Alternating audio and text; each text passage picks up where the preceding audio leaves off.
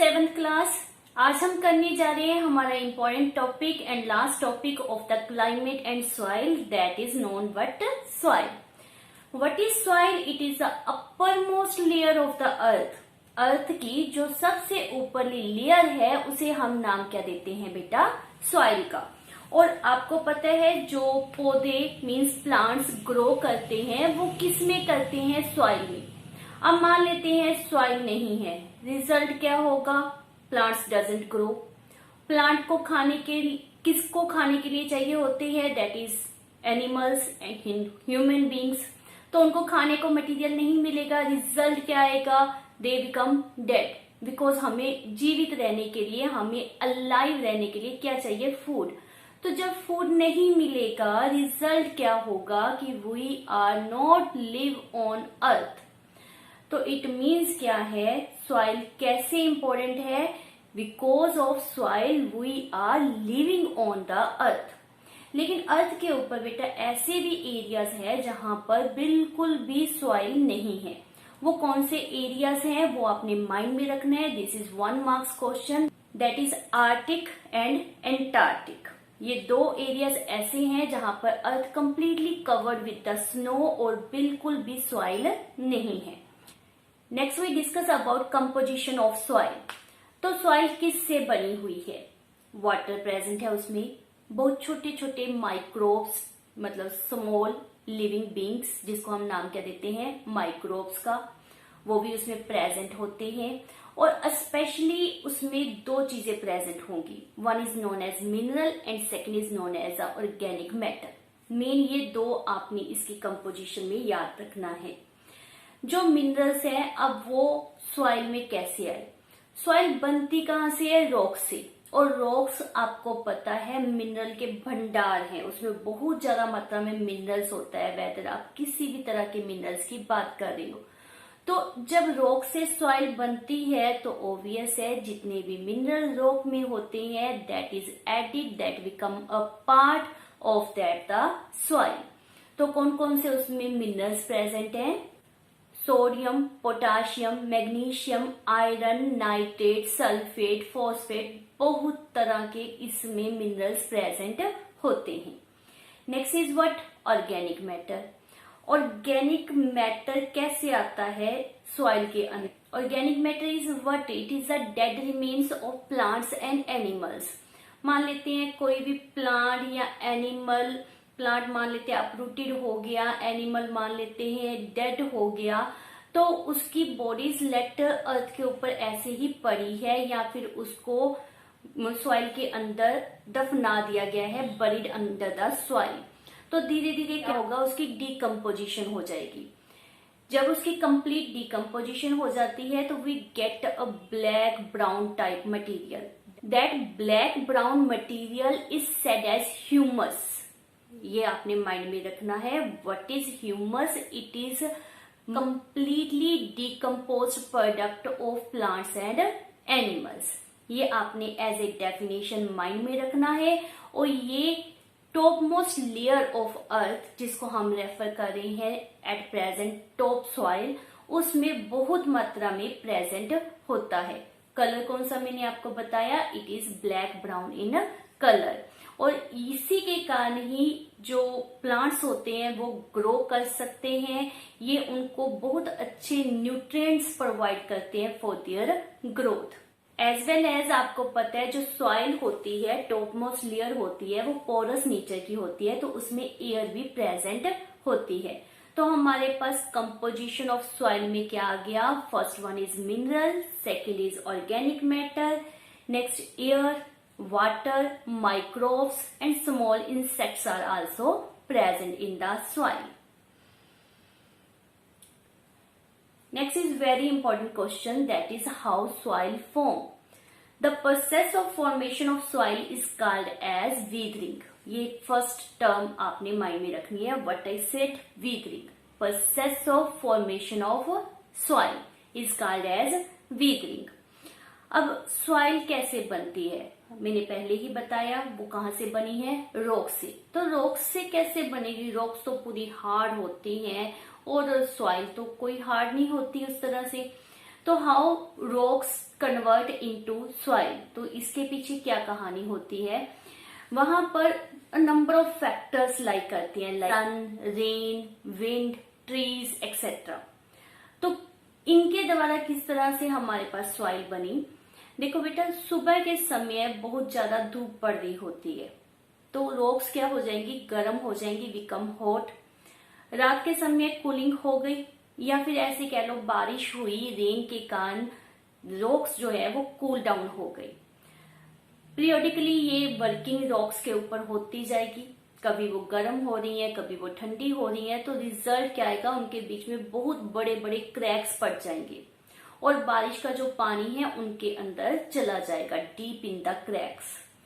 जब कूलिंग ज्यादा हो जाएगी लाइक इन द विंटर, तो वहां पर जो वाटर प्रेजेंट है वो कन्वर्ट हो जाएगा इनटू आइस। अब जो आइस होती है that occupy a large space in comparison to that of water. Result क्या आएगा, जो क्रैक्स है वो और बड़े हो जाएंगे जैसे ही वो आइस में कन्वर्ट होना शुरू होगी और रिजल्ट वो ब्रेकअप हो जाएगी। इसी तरह से प्रोसेस होती जाएगी और रॉक्स टूट टूट कर छोटे छोटे पीसेस में और at last in the powder form convert हो जाती है। विंड के कारण किस तरह से होता है, मान लेते हैं बहुत तेज हवाएं चल रही है, रिजल्ट क्या होगा, जो रॉक होगी वो आपस में टकराएंगी, टकराने से क्या होगा, वो ब्रेकअप हो जाएगी इनटू द स्मॉल पीसेस और धीरे धीरे convert into the sand. Trees किस तरह से हेल्प करते हैं, मान लेते हैं कहीं पर ट्रीज ग्रो करने शुरू करके तो वो अपनी जगह जो है वो रॉक्स के बीच में से भी बना लेते हैं, मतलब वो रॉक को क्रैक कर देंगे और रिजल्ट क्या आएगा, फॉर्मेशन ऑफ सॉइल। और अगर आप कहो कि मैं आज यहाँ पर रॉक रख देता हूँ और देखते हैं कल तक परसों तक ये बन जाएगी, तो no, it's not so easy. इस प्रोसेस में बहुत साल लग जाते हैं और thousands of years are taken to form small amount of the soil। तो ये बहुत लॉन्ग प्रोसेस है सॉइल बनने की, so it takes a long time. Next is very important question with diagram, ये आपने माइंड में रखना है, एग्जाम में ओनली डायग्राम भी आपसे पूछा जा सकता है, that is known as a soil profile.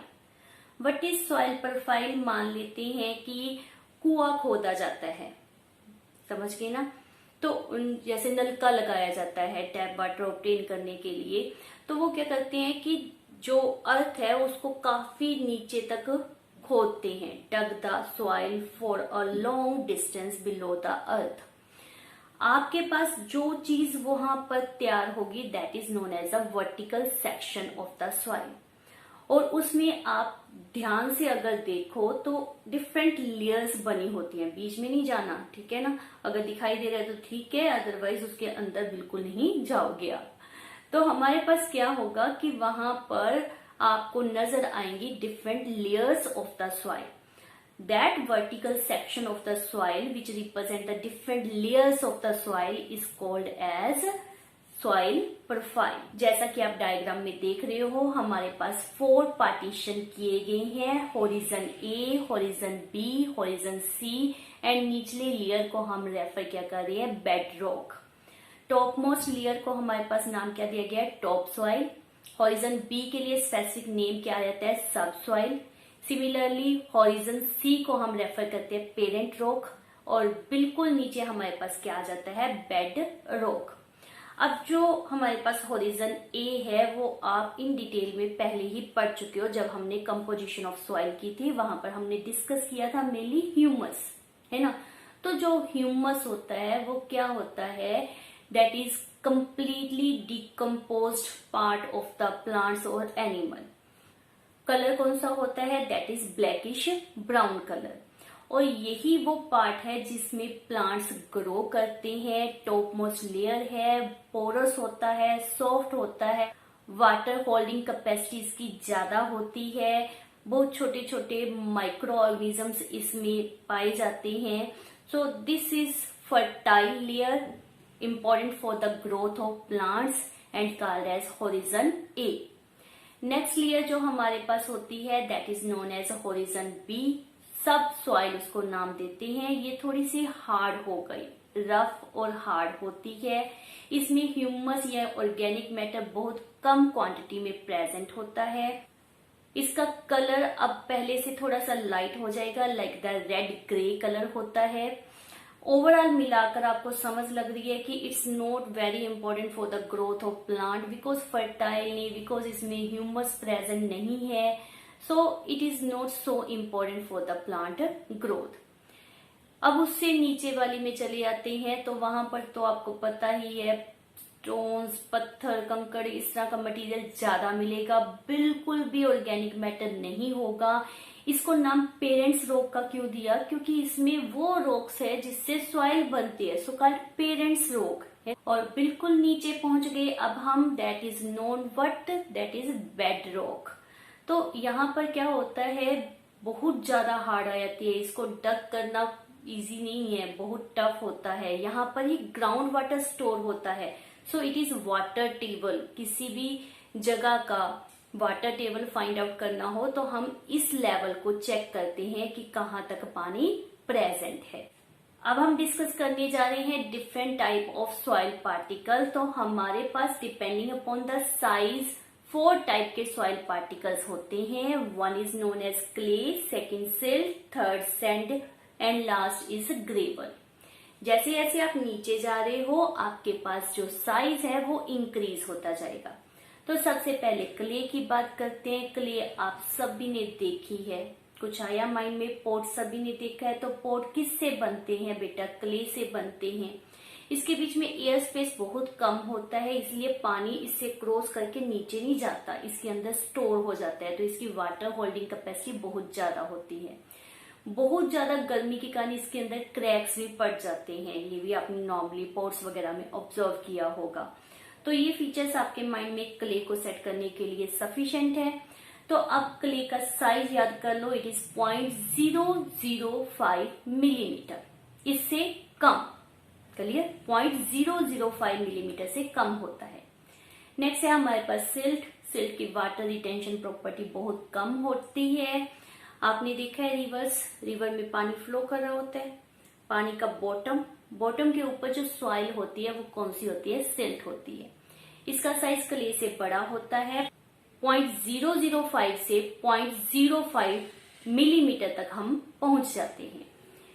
Next is sand. Sand जो होती है बिल्कुल रफ होती है, नॉर्मली आपने देखी ही है ना? डेजर्ट्स में मोस्टली क्या होती है? सैंड होती है। प्लांट्स को ये सैंड बिल्कुल पसंद नहीं, बिकॉज सैंड में प्लांट ग्रो नहीं कर सकते। इसका जो साइज होता है वो 0.05, वहां से शुरू कर लिया, 0.05 से लेकर 0.2 मिलीमीटर होता है, मतलब साइज इसका बढ़ गया। Last is gravel. ग्रेवल होते क्या है बेटा? छोटे छोटे स्टोन्स को ही हम ग्रेवल का नाम दे देते हैं। इसमें तो प्लांट्स ने ग्रो क्या करना, इसकी फर्टिलिटी भी बिल्कुल नहीं होती और इसका साइज 0.2 मिलीमीटर से हाई हो जाता है।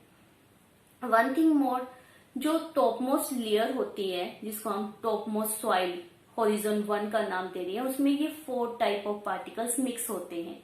अगर किसी सॉइल में ओनली 1 टाइप ऑफ पार्टिकल हो तो that is not fertile, that is not good for the growth of plant. Plants की ग्रोथ के लिए जरूरी है कि उसमें ये चारों टाइप के पार्टिकल्स प्रेजेंट हो। तो आज बेटा हम इतना ही डिस्कस करेंगे, मिलते हैं हमारी नेक्स्ट वीडियो।